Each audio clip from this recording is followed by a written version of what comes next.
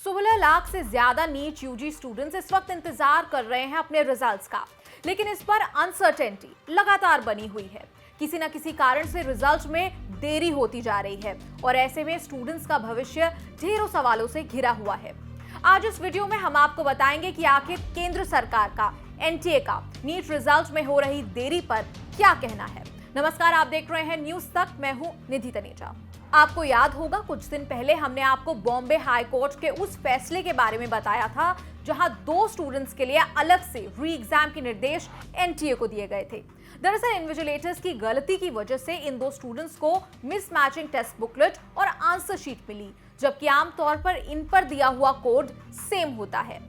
अब Bombay high court के इस फैसले को केंद्र सरकार ने सुप्रीम कोर्ट में चुनौती दी है। केंद्र सरकार ने एक एसएलपी यानी special leave petition supreme court में दायर की है और जल्द सुनवाई की मांग की है। केंद्र सरकार की तरफ से सबसे बड़ी मांग ये कि बॉम्बे हाई कोर्ट के उस फैसले पर रोक लगाई जाए जिसमें 2 छात्रों के लिए री एग्जाम की बात कही गई है।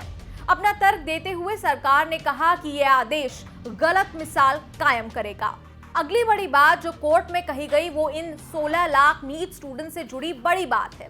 सरकार ने कहा कि हम तो रिजल्ट डिक्लेयर करने के लिए तैयार हैं, लेकिन अब इस कारण रिजल्ट में डिले हो रहा है।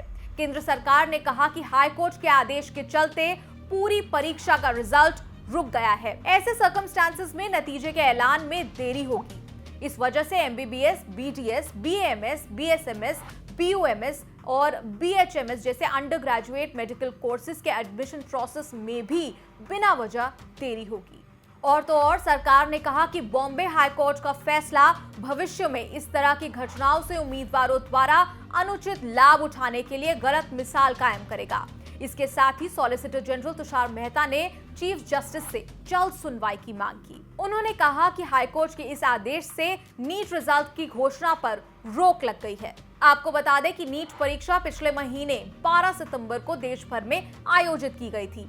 परीक्षा में करीब 16 लाख उम्मीदवारों ने भाग लिया था। बॉम्बे हाईकोर्ट का आदेश सोलापुर जिले के उन 2 छात्रों की पिटीशन पर आया था जिन्होंने शिकायत की थी कि इन्विजिलेटर्स की गलती की वजह से उन्हें एग्जाम के दौरान बेमेल टेस्ट बुकलेट और आंसर शीट मिली। इन स्टूडेंट्स ने तुरंत इन्विजिलेटर्स को इस बात की जानकारी दी, लेकिन उस पर कोई एक्शन नहीं लिया गया। इसके बाद कोर्ट ने एनटीए को पिटिशनर्स वैष्णवी भोपाले और अभिषेक कापसे के लिए फिर से परीक्षा आयोजित करने और 2 सप्ताह में उनके परिणाम घोषित करने का निर्देश दिया है। हाईकोर्ट ने एनटीए को पिटिशनर्स को री एग्जामिनेशन की तारीख और परीक्षा केंद्र की जानकारी 48 घंटे पहले देने के लिए कहा है। अब केंद्र सरकार ने जब सुप्रीम कोर्ट का दरवाजा खटखटा ही दिया है तो देखना होगा कि कोर्ट का इस पर क्या कहना है, क्योंकि ये तो साफ है कि जब तक ये मामला कोर्ट में है तब तक नीट रिजल्ट नहीं डिक्लेयर किया जाएगा। एक किस्म से जैसा एनटीए ने कहा कि इस पर रोक लगी रहेगी। ऐसी और खबरों के लिए देखते रहिए न्यूज तक।